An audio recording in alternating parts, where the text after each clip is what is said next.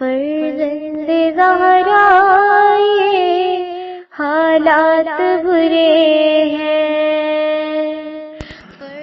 کاشانہ بصیرت ایک ایسا مکمل یوٹیوب چینل جس پر محروم بصارت کے لیے بالخصوص اور تمام افراد کے لیے بالعموم سینکڑوں کی تعداد میں اسلامی کتب دستیاب ہیں۔ لہذا گزارش ہے کہ آپ اپنی ذمہ داری نبھاتے ہوئے کاشانہ بصیرت کو سبسکرائب کرنے کے ساتھ ساتھ بیل آئیکن کو پریس کیجیے تاکہ آپ علم کے حصول کے ساتھ ساتھ مذہب اہل بیت کی اشاعت میں بھی اہم کردار ادا کرتے رہیں۔ کاشانہ بصیرت۔ فرزند زہرا یہ حالات برے ہیں۔ بسم اللہ الرحمن الرحیم۔ السلام علیکم۔ یہ کتاب آپ کے لیے کاشانہ بصیرت کی یوٹیوب چینل کی جانب سے ریکارڈ کی جا رہی ہے۔ نام کتاب زاد المبلغین ماہ رجب۔ اب ہم کتاب کا پارٹ نمبر 9 پڑھیں گے۔ امام موسیٰ کاظم علیہ السلام کی سوانح حیات کا بقیہ حصہ، صفحہ نمبر 72 اخلاقی سیرت۔ مختلف شیعہ اور سنی منابع میں امام موسیٰ کاظم علیہ السلام کی بردباری اور سخاوت کا تذکرہ موجود ہے۔ شیخ مفید نے انہیں اپنے زمانے کی ان سخی ترین افراد میں سے شمار کیا جو فقیروں کے لیے خود خوراک لے کر جاتے تھے۔ ابن انبا نے امام موسیٰ کاظم علیہ السلام کی سخاوت کے متعلق کہا ہے، وہ رات کو اپنے ہمراہ درہموں کا تھیلا گھر سے باہر لے جاتے، ہر کسی کو اس میں سے بخشتے یا جو اس بات کے منتظر ہوتے تھے انہیں بخشتے۔ اس بخشش کا سلسلہ یہاں تک جاری رہا کہ زمانے میں ان کے درہموں کا تھیلا ایک ضرب المثال بن گیا تھا۔ اسی طرح کہا گیا ہے کہ موسیٰ بن جعفر ان لوگوں کو بھی بخشش سے محروم نہیں رکھتے تھے جو انہیں اذیت دیتے تھے۔ جب انہیں خبر دی جاتی کہ فلاں انہیں تکلیف و آزار پہنچانا چاہتے تو اس کے لیے ہدیہ بھجواتے۔ اسی طرح شیخ مفید نے امام موسیٰ کاظم علیہ السلام کو اپنے گھر اور دوسرے رشتہ داروں کے ساتھ صلہ رحمی کی سب سے زیادہ صحیح کرنے والا سمجھتے ہیں۔ امام موسیٰ کاظم علیہ السلام کو کاظم کا لقب دینے کی وجہ یہ تھی کہ آپ اپنے غصے کو کنٹرول کرتے تھے۔ مختلف روایات میں آیا کہ آپ دشمنوں اور اپنے ساتھ بدی کرنے والوں کے مقابلے میں اپنا غصہ پی جاتے تھے۔ کہا گیا ہے کہ عمر بن خطاب کی اولاد میں سے کسی نے آپ کے سامنے حضرت علی علیہ السلام کی توہین کی تو آپ کے ساتھیوں نے اس پر حملہ کرنا چاہا، لیکن امام نے انہیں اس سے روک دیا۔ پھر اس کے کھیت میں اس کے پاس گئے۔ اس شخص نے آپ کو دیکھتے ہی شور مچانا شروع کر دیا کہ کہیں آپ اس کی فصل کو خراب نہ کر دیں۔ امام اس کے قریب ہوئے اور خوش خلقی سے پوچھا کہ اس کھیت میں تم نے کس قدر خرچ کیا ہے؟ شخص نے جواب دیا 100 دینار۔ پھر پوچھا اس سے کتنی مقدار فصل تیار ہوگی؟ شخص نے جواب دیا غیب نہیں جانتا ہوں۔ امام کاظم علیہ السلام نے سوال کیا کس قدر اندازے کی امید ہے؟ شخص نے جواب دیا 200 دینار۔ امام علیہ السلام نے اسے 300 دینار دیتے ہوئے کہا 300 دینار تمہارے لیے اور ابھی فصل تمہارے لیے باقی ہے۔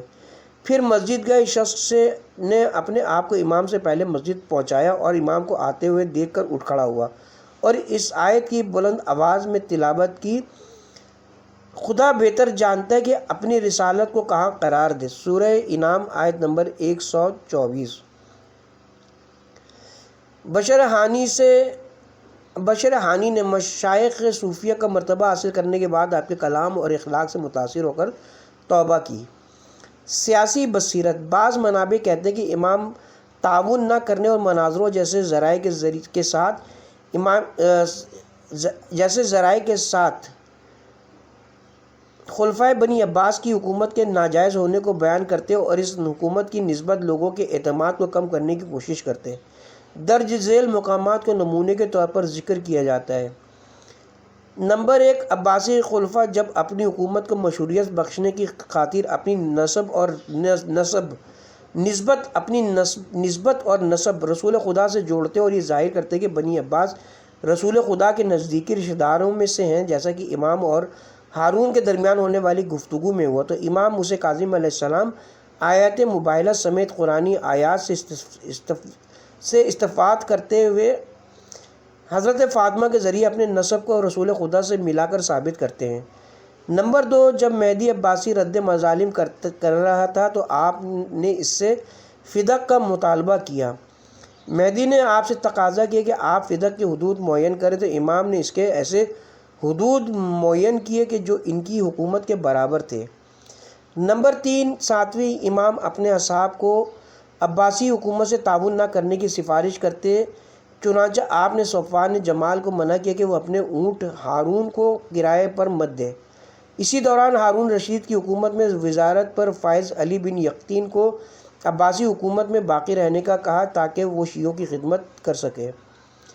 نمبر 4، اس کے باوجود تاریخی مستندان میں حضرت امام موسیٰ کاظم علیہ السلام کی طرف سے عباسی حکومت کی کھلم کھلا مخالفت کی کوئی خبر مذکور نہیں ہوئی۔ آپ اہل تقیہ تھے اور اپنے شیعوں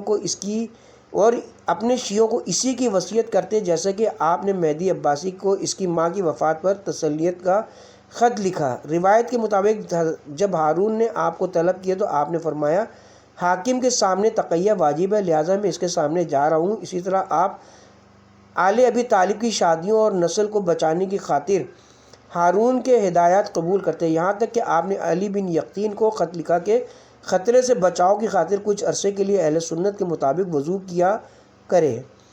علویوں کے قیام۔ حضرت موسیٰ بن جعفر کے زمانے میں عباسیوں کی حکومت کے دوران علویوں نے متعدد قیام کیے۔ عباسیوں نے اہل بیت کی حمایت اور طرفداری کا نعرہ بلند کر کے قدرت حاصل کی تھی، لیکن کچھ ہی مدت میں علویوں کے سخت دشمن بن گئے، لہذا اس بنا پر بہت سے علویوں کو قتل کیا اور بہت سو کو زندانی کیا۔ عباسیوں کی سخت گیری کی وجہ سے بہت سے علویوں نے ان کے خلاف قیام کا اقدام کیا۔ قیام نفس زکیہ اور ادریسیوں کی حکومت کی تشکیل اور شہید فخر کا قیام انہی قیاموں میں سے ہے۔ قیام فخر سال 169 ہجری میں موسیٰ بن جعفر کی امامت اور ہادی عباسی کی خلافت سے متصل ہے۔ امام نے ان قیاموں کا حصہ نہیں بنے اور نہ ہی امام کی جانب سے ان قیاموں کی واضح طور پر کہیں تائید نقل ہوئی ہے، یہاں تک کہ یحییٰ بن عبداللہ نے طبرستان میں قیام کے بعد امام کو ایک خط میں اس کی تائید نہ کرنے کا گیلہ کیا۔ نمبر 1، قیام فخر مدینے میں رونما ہوا۔ اس کے متعلق 2 نظریے پائے جاتے ہیں۔ ایک جماعت اس بات کی قائل ہے کہ آپ اس قیام کے موافق تھے۔ اس نظریے کی تائید میں شہید فخر کے بارے میں امام کے اس خطاب کو دلیل کے طور پر ذکر کیا جاتا ہے، اپنے کام میں سنجیدگی کا مظاہرہ کرو، کیونکہ لوگ ایمان کا اظہار کر رہے ہیں لیکن وہ اندرونی طور پر شرک کر رہے ہیں۔ دوسرا گروہ اس بات کا قائل ہے کہ یہ قیام امام کا مورد تائید نہیں تھا۔ بہرحال جب امام نے شہید فخر کا سر دیکھا تو کلمہ استرجاع کی تلاوت کی اور ان کی تعریف کی۔ ہادی عباسی قیام فخر کو امام کے حکم سے سمجھتا تھا، اسی وجہ سے ہادی نے امام کو قتل کرنے کی دھمکی بھی دی تھی۔ وکیل اور اصحاب۔ امام موسیٰ کاظم علیہ السلام کے اصحاب کی صحیح تعداد معلوم نہیں ہے، ان کی تعداد میں اختلاف نظر پایا جاتا ہے۔ شیخ طوسی ان اصحاب کی تعداد 272 ذکر کی ہے، برقی نے ان کی تعداد 160 افراد شمار کی ہے۔ قرشی برقی کی تعداد 160 کو درست نہیں سمجھتے ہیں اور انہوں نے خود 3 اصحاب کی تعداد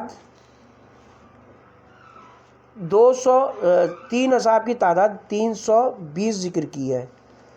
علی بن یقطین، ہشام بن حکم، ہشام بن سالم، محمد بن ابی عمیر، حماد بن عیسیٰ، یونس بن عبد الرحمن، صفوان بن یحییٰ و صفوان جمال امام کاظم علیہ السلام کی ان اصحاب میں سے ہیں کہ جنہیں بعض نے اصحاب اجماع میں شمار کیا ہے۔ امام کی شہادت کے بعد بعض اصحاب جیسے علی بن ابی حمزہ بطائنی، زیاد بن مروان اور عثمان بن عیسیٰ نے علی بن موسیٰ رضا علیہ السلام کی امامت کو قبول نہیں کیا اور امام موسیٰ کاظم علیہ السلام کی امامت پر توقف کیا۔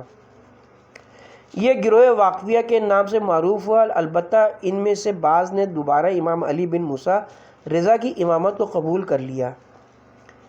وکالت، شعبہ وکالت۔ امام کاظم علیہ السلام نے اپنے زمانے میں شیعوں کے باہمی رابطے اور ان کے اقتصادی تعاون بڑھانے کی خاطر امام جعفر صادق علیہ السلام کے زمانے میں قائم ہونے والے وکالت کے شعبے کو وسعت دی۔ امام موسیٰ کاظم علیہ السلام نے کچھ اصحاب کو مختلف جگہوں پر وکیل کے عنوان سے بھیجا۔ کہا گیا کہ منابع میں 13 افراد کے نام وکیل کے طور پر ذکر ہوئے ہیں۔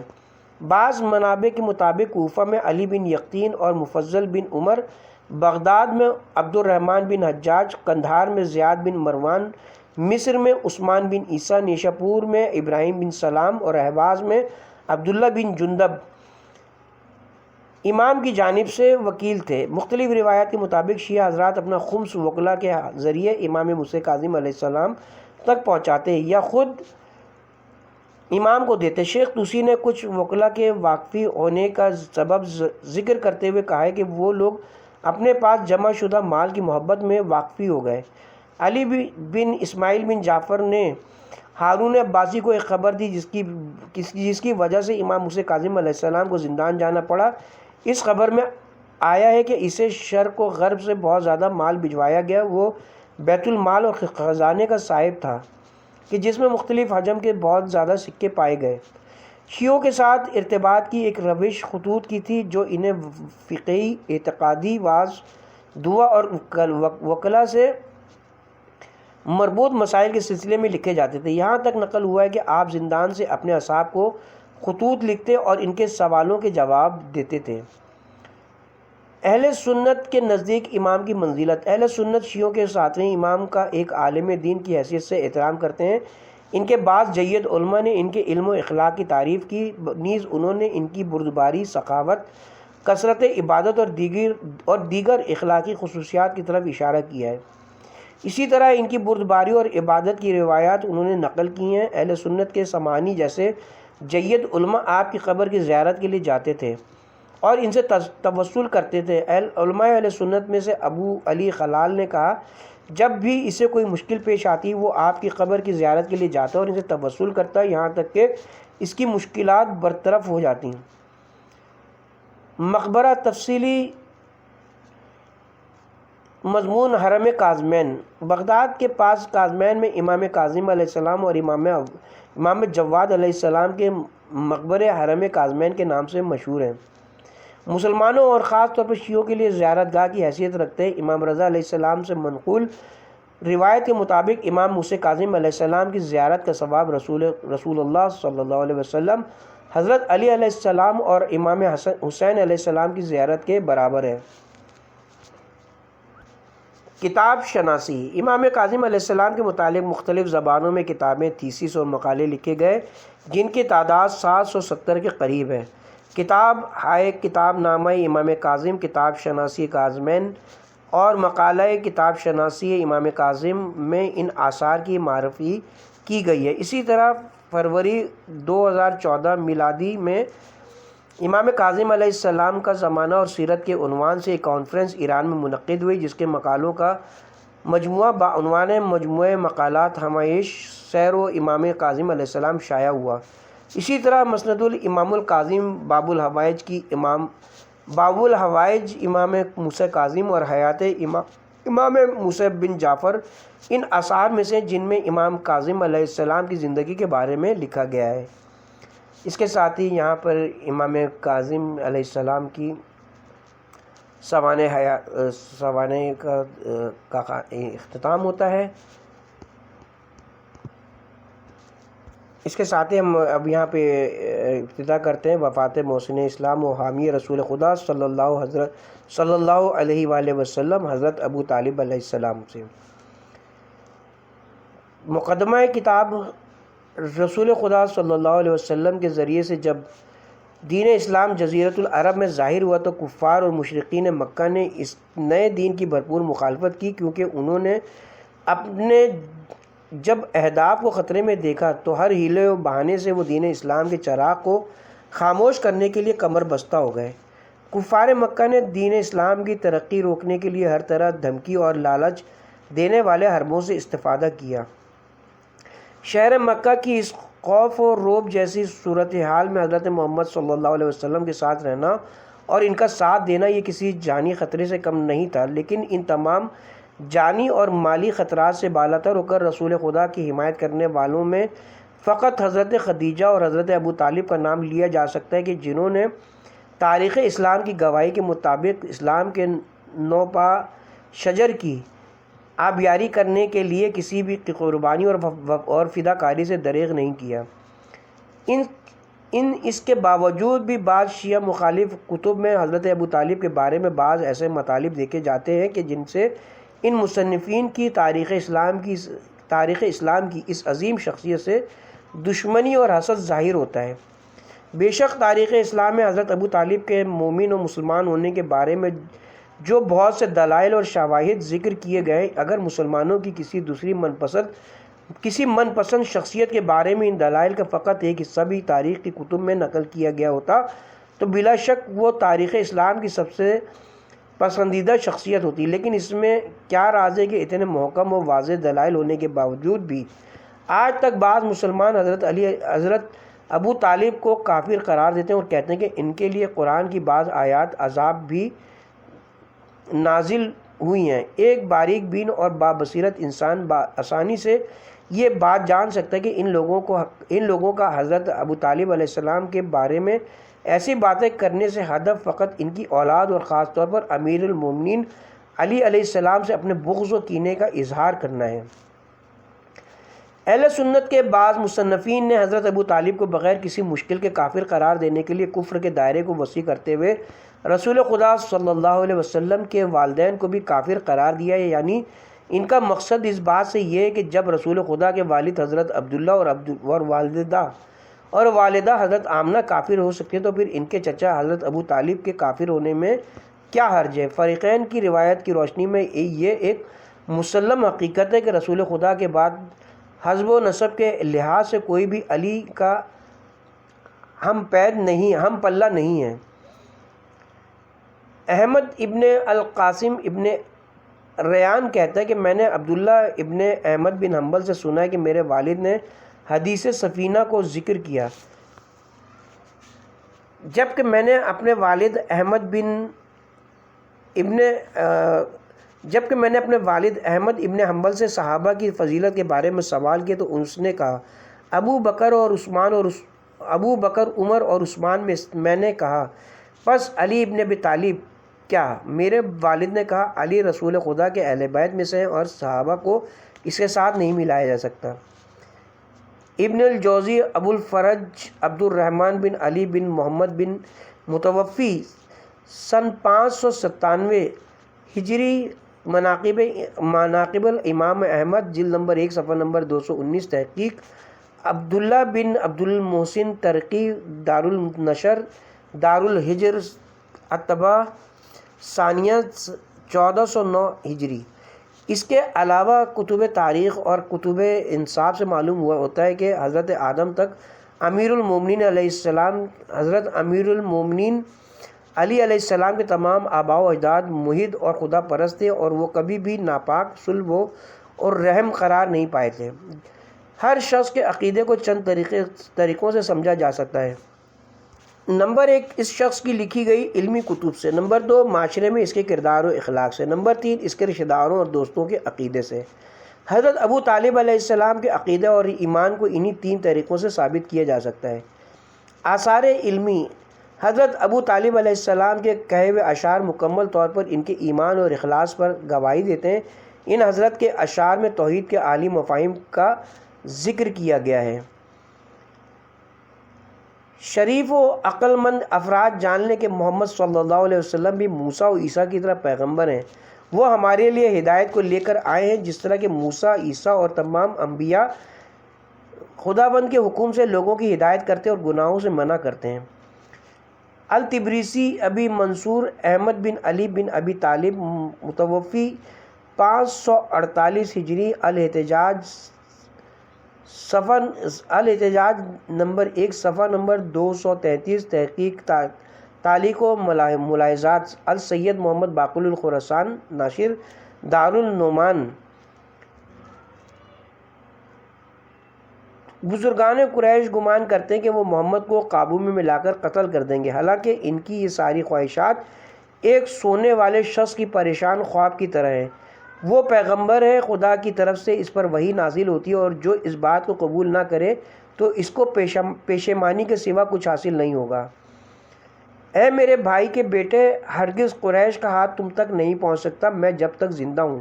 اور قبر میں جانے تک تمہیں اکیلا نہیں چھوڑوں گا۔ جس کام کا خداوند نے تمہیں حکم دیا اسے ظاہر کرو اور کسی سے بھی ڈرنے کی ضرورت نہیں ہے۔ ابن شہر آشوب رشید الدین ابی عبداللہ محمد بن علی السروری المازندرانی متوفی 588 ہجری مناقب آل ابی طالب جلد نمبر 1 صفحہ نمبر 85 تحقیق للجنہ من اساتذہ النجف الاشرف۔ تم نے مجھے اپنے دین کی طرف دعوت دی اور میں جانتا ہوں کہ تم میرے خیر خواہ ہو اور تم اپنی اس دعوت میں امین ہو۔ بے شک محمد کا دین تمام ادیان سے بہتر ہے۔ الہلی یحییٰ بن الحسن السعدی المعروف بابن البطریق متوفی 600 ہجری حضرت ابو طالب کا معروف قصیدہ الامامیہ اور میمیہ بھی ہے جو ان کے ایمان پر دلالت کرتا ہے۔ ترجمہ ہے اس کا: مجھے اپنی جان کی قسم احمد صلی اللہ علیہ وسلم کے وجود کی وجہ سے اس قدر وجد و سرور میں ہوں کہ میں نے وجد کو بھی حیرت میں مبتلا کر دیا، کیونکہ میں اس سے بہت زیادہ محبت کرتا ہوں۔ میں اس کی حمایت کرتے ہوئے اپنی جان کو قربان کرنا چاہتا ہوں۔ خداوند اس کو زندہ و سلامت رکھے کہ وہ اس دنیا کی خوبصورتی اور ہر محفل کی زینت ہے۔ ان اشعار کے علاوہ دوسرے اشعار بھی ہیں کہ جو واضح طور پر حضرت ابو طالب علیہ السلام کے ایمان پر دلالت کرتے ہیں، کہ جن کو ابن ابی الحدید نے اپنی کتاب میں ذکر کیا ہے۔ اے گواہو، تم گواہ ہو کہ میں رسول خدا احمد کے دین پر ثابت قدم ہوں اور ہرگز اس دین کو نہیں چھوڑوں گا، کیونکہ میری اس دین کی طرف رہنمائی کی گئی ہے۔ کتاب کے حوالے: ابن ابی الحدید وفات 656 ہجری شرح نہج البلاغہ جلد نمبر 2 صفحہ نمبر 278 ابراہیم محمد ابو الفضل ناشر مکتبۃ الآیت اللہ المرشی نجفی۔ یقین سے بتائیں ان اشعار کا کہنے والا کس طرح کافر اور دین اسلام سے خارج اور رسول خدا کا دشمن ہو سکتا ہے۔ معاشرے میں کردار و اخلاق: حضرت ابو طالب علیہ السلام کا رسول خدا صلی اللہ علیہ وسلم کے فداکاری اور ان کا دفاع کرنا یہ ان کے معاشرے میں عقیدے کا آئینہ دار ہو سکتا ہے۔ ان کا اپنے بھائی کے بیٹے پر اس حد تک اعتقاد محکم تھا کہ قحط کے دور میں رسول خدا کو اپنے ساتھ صحرا میں لے جاتے اور خدا کو ان کے عظیم مقام کی قسم دیتے تو آسمان سے باران رحمت نازل ہوتی تھی۔ وہ رسول خدا کے دفاع کی خاطر ساری زندگی ایک لمحہ بھی چین سے نہ بیٹھے اور 3 سال تک شعیب ابی طالب کی سخت اور دشوار زندگی کو آرام اور آسائش کی زندگی پر ترجیح دی۔ حتیٰ رسول خدا کی حفاظت کے لیے یہی 3 سال کی بھوک و پیاس کی زندگی آخرکار حضرت ابو طالب علیہ السلام کی وفات کا باعث بنی۔ انکار رسول خدا اور ان کے دین پر اس قدر ایمان و محکم و استوار تھا کہ وہ ہر وقت راضی اور تیار رہتے تھے کہ ان کے تمام بیٹے قتل ہو جائیں، لیکن رسول خدا زندہ و سلامت رہیں۔ وہ حضرت راتوں کو علی کو رسول خدا کے بستر پر سلاتے تھے تاکہ اگر قریش ان کی جان لینے کے قصد سے رات کو اچانک حملہ کرے تو رسول خدا کی جان کو کوئی خطرہ لاحق نہ ہو۔ آغاز بعثت اور حضرت ابو طالب علیہ السلام: خداوند کے حکم کے مطابق جب رسول خدا صلی اللہ علیہ وسلم نے اپنے تمام رشتہ داروں کو اپنے گھر میں جمع کیا اور ان کے لیے دین اسلام کو بیان کیا تو جناب ابو طالب نے ان تمام لوگوں میں رسول خدا کو مخاطب ہو کر کہا: اے میرے بھائی کے بیٹے، آپ قیام کرو، تیرا مقام بلند ہے، تیرا گروہ سب سے بہترین گروہ ہے، تم ایک عظیم انسان کے بیٹے ہو۔ جب بھی قریش اپنی زبان سے تم کو ضرر پہنچانا چاہیں تو بہت سی تیز زبانیں تیرے دفاع کے لیے کھڑی ہو جائیں گی۔ خدا کی قسم، اعراب تیرے سامنے ایسے خاضع ہوں گے کہ جیسے حیوان کا بچہ اپنی ماں کے سامنے خاضع ہوتا ہے۔ کتب اہل سنت میں بھی حضرت ابو طالب علیہ السلام کے رسول خدا کے دفاع کرنے کے بارے میں بہت سی روایات موجود ہیں۔ ابو الیعلی نے اس بارے میں نقل کیا ہے۔ عقیل بن ابی طالب کہتا ہے کہ قریش کے بعض لوگ حضرت ابو طالب کے پاس آئے اور کہا: تمہارے بھائی کا بیٹا مسجد اور ہمارے اجتماع کی جگہ پر ہمیں تنگ کرتا ہے، اس سے کہو کہ وہ ہمیں اذیت نہ کرے۔ حضرت جناب ابو طالب نے فرمایا: اے عقیل، محمد کو میرے پاس بلاؤ۔ عقیل کہتا ہے کہ میں نے محمد کو وہاں بلایا تو ابو طالب نے فرمایا: اے میرے بھائی کے بیٹے، تمہارے چچا کے بیٹے گمان کرتا ہے کہ تم ان کو اذیت کرتے ہو، پس ایسا دوبارہ نہ کرو۔ پھر رسول خدا نے آسمان کی طرف دیکھ کر فرمایا کیا تم لوگ سورج کو دیکھ رہے ہو؟ سب نے کہا ہاں۔ پھر فرمایا میں جو کچھ آپ لوگوں کے لیے لے کر آیا ہوں اس کو ترک نہیں کر سکتا، حتیٰ اگر اس سورج کے شعلے کو ہی میرے لیے کیوں نہ لے آؤ۔ یہ سن کر ابو طالب نے فرمایا میرے بھائی کا بیٹا جھوٹ نہیں بول رہا، پس تم لوگ یہاں سے چلے جاؤ۔ اسی طرح کتب اہل سنت میں حضرت ابو طالب کے اشعار کو ذکر کیا گیا ہے جن میں ان حضرت کے رسول خدا کے جانانہ نے دفاع کا ذکر کیا گیا ہے۔ بیت اللہ الحرام کے خدا کی قسم ہم رسول خدا کو تمہارے حوالے نہیں کریں گے حتیٰ جتنا بھی تم لوگ ہم پر دباؤ ڈالو اور مشکلات کو زیادہ کرو۔ ابن کثیر دمشقی ابو الفدا اسماعیل بن عمر القرشی متوفی سن 774 ہجری، البدایہ و نہایہ جلد نمبر 3 صفحہ نمبر 310، ناشر دارالابن کثیر۔ دوستوں اور نزدیکیوں کا عقیدہ۔ کہا جاتا ہے کہ گھر والے بہتر جانتے ہیں کہ اس گھر میں کیا ہے اور کیا کیا ہوتا ہے، اس لیے حضرت ابو طالب کے ایمان کے بارے میں اہل بیت علیہم السلام کی نورانی روایات کو ذکر کیا جا رہا ہے۔ روایت اول، رسول خدا اپنے چچا ابو طالب کی وفات کے بعد ان کی میت کے پاس آئے اور فرمایا اے چچا، آپ نے بچپن میں میری تربیت کی اور یتیمی میں میری سرپرستی کی اور اب آپ نے میری نصرت و مدد کی، پس خداوند آپ کو بہترین جزا عطا فرمائے۔ پھر آپ صلی اللہ علیہ وسلم نے علی علیہ السلام کو حکم دیا کہ ان کو غسل دیں۔ روایت دوم، حضرت امیر المومنین علیہ السلام نے فرمایا، امام صادق علیہ السلام نے اپنے والد گرامی سے نقل کیا کہ ایک دن امیر المومنین علی مسجد میں بیٹھے تھے اور لوگ ان کے ارد گرد بیٹھے ہوئے تھے کہ ایک مرد نے کھڑے ہو کر کہا اے امیر المومنین، یہ کیا ہے کہ خداوند نے آپ کو اس مقام خلافت و امامت پر قرار دیا حالانکہ آپ کے والد کو جہنم میں عذاب ہو رہا ہے۔ اللہ اکبر۔ امیر المومنین علی علیہ السلام نے فرمایا خدا تیری زبان کو قطع کرے، اس خدا کی قسم کہ جس نے محمد صلی اللہ علیہ وسلم کو معبود فرمایا، اگر میرے والد تمام اہل زمین کے گناہ گاروں کی شفاعت کریں تو خداوند اس کو قبول کر لے گا۔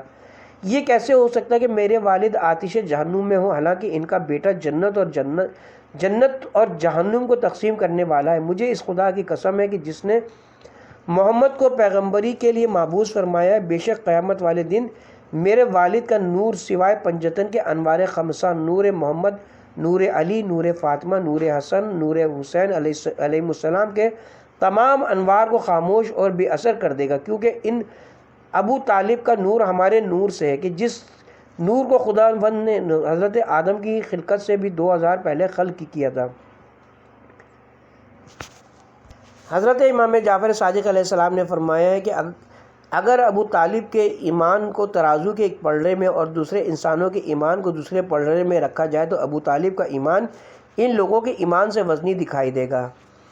روایت چہارم، حضرت امام باقر علیہ السلام نے فرمایا ہے کہ امیر المومنین علی حضرت